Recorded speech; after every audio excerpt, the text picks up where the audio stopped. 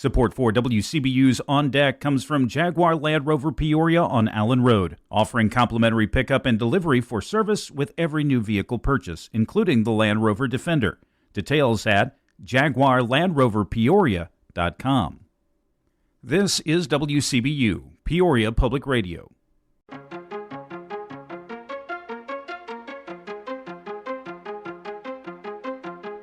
An artist blends technology and spirituality. That's just one of the things you'll want to hear about to start your day for Friday, June 28th. I'm Colin Shope, and this is WCBU's On Deck.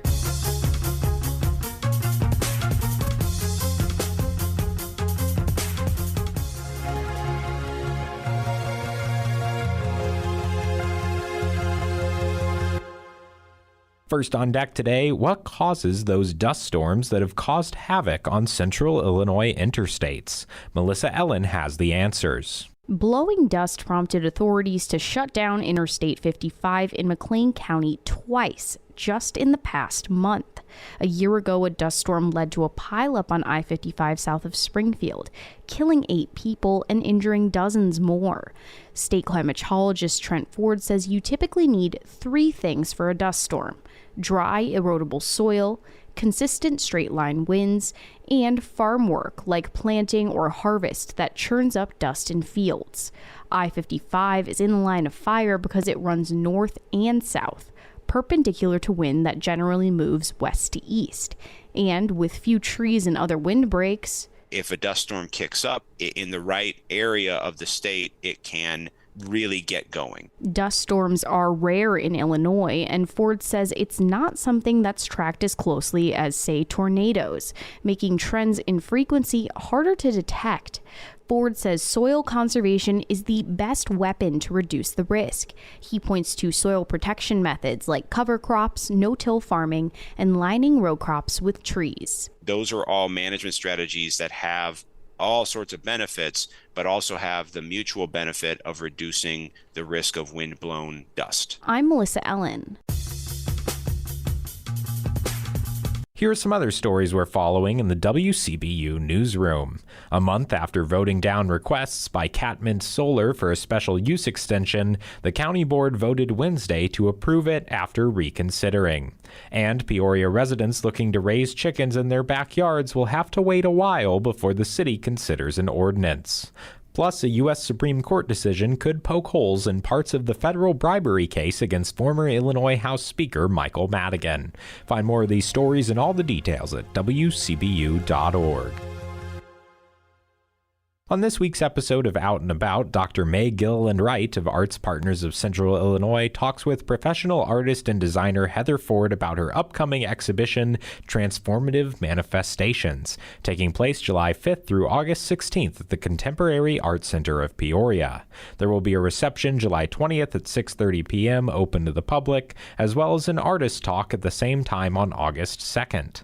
While Ford's methods involve science and technology, her work is spiritual at its core. She begins by explaining how she found herself in the world of art, design, and technology in the first place. When I first started, I decided that I wanted to be a fashion designer when I was young. And I said, I really don't like sewing, but boy, do I love to design. So at the time, I took an art class, and I was just said, I'm going to be just a fine artist and just take art classes and go to college for art. And all of a sudden, I walk in the door of this class that did Photoshop 5. And I said, what is this? So I ended up using that program, and that's how I ended up getting into the design field. So I actually came from a traditional fine art background, and I've always kept that no matter what new innovative technology I'm working on. So I'm working on extended reality right now with machine learning and AI. Wow. Wow. But I always take into account that core of just someone drawing by hand can just be so instrumental in everything that is done. And no matter how technical you get, the human being will always be there.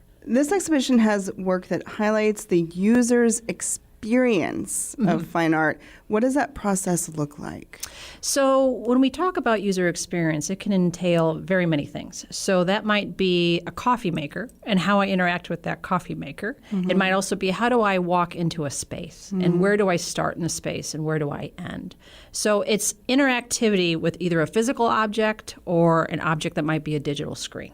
What role in your process does technology play? It's just a tool. in my opinion. I think when the iPhone came out, and I said, I'll learn how to do that. Now we have the new Apple Vision Pro that came out. I'll learn how to do that. And I found over the years that the human connection is what's always there. What in particular have you used for this exhibition? So for this exhibition, I've used Tableau. I've used the Microsoft HoloLens. And I'm applying those two to data visualization design of data that I've done for probably the past 2 years. So you just told us a little bit about the tools that you're using, but put that into layman's terms. What are those? Yeah. So what I did was I recorded myself just through writing or through quantitative data, just through numbers, and ranked those.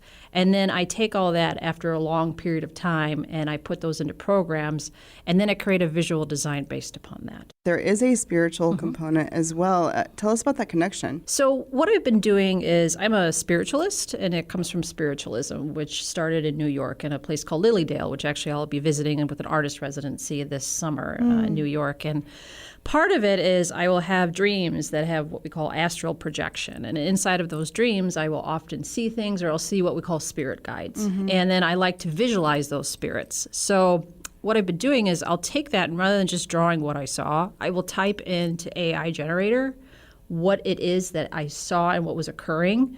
And then I create collages from those. Then I make the drawings from that. So I think for someone who might be hearing all of this, what can they expect to see when they walk into that room? One of the things everyone always tells me when they look at my work is has a fantasy feel to it, and it's always very colorful. And so I tend to feel that that's what you're going to see, and it's also going to be very inquisitive. Sometimes I'll have little things that are hints of quantum physics in the corner that you might find when you're there, but a lot of times I also think it hopefully brings some smiles to people. You've been listening to highlights of Out and About, a weekly production of Arts Partners of Central Illinois and WCBU. Find the full interview at WCBU.org or subscribe to the podcast. Support for arts and culture coverage on WCBU comes from PNC Financial Services. PNC is committed to supporting local art and culture events in the communities they serve. Now, before we let you go, the 57th annual I2 Society Shish Kebab and Lebanese Cuisine is this Sunday at the I2 Society on Farmington Road, starting at 11 a.m. Meals are $18. And that's all for today. You can subscribe to WCBU's On Deck podcast on the NPR app, Apple, or Spotify.